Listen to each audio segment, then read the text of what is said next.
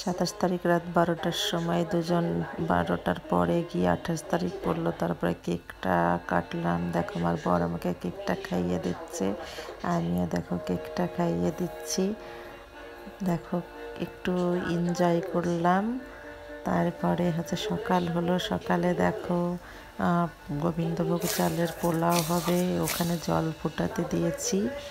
আর দেখো একটু সন্ধ্যার সময় বরের সঙ্গে সে সাজুগুজু করে বেড়াতে বেরোচ্ছে। দেখো বর চোখ ফেরাতে পারছে না।